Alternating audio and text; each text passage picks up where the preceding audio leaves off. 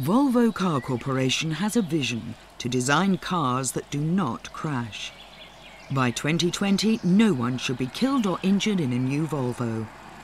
At present, they're working on a safety feature that will assist the driver to detect animals on the road and in the surrounding environment.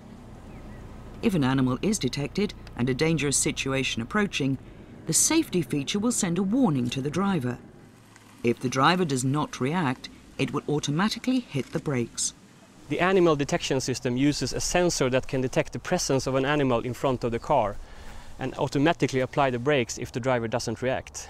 The goal is to avoid or mitigate many of the serious collisions with animals that occur today. In Sweden alone, 47,000 accidents involving wild animals occur every year, often resulting in serious and difficult injuries.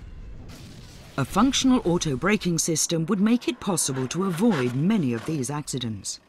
The technology is based on training the system to recognize the shape and moving patterns of animals, and the biggest challenge in this project is gathering enough data to perform this training. But right now we are in the middle of that process. We started with moose and deer, but now we have moved on to horses and cows. But we are focusing on the largest animals that causes the most serious collisions. Animals are designed to be invisible by nature, so the system will need more angles and views of them than of pedestrians. Even though we ultimately would like to avoid collisions with animals, the top priority right now is to reduce the speed from around 100 km per hour down to below 80 km per hour. Below that speed, the passengers in the car are well protected and the risk of serious injury is much smaller. Today's system has a reaction time of about half a second, but in the next generation we hope to reduce this even further. At Volvo Car Corporation, they are convinced that the animal detection feature will reduce the number of injuries and fatalities in accidents with animals.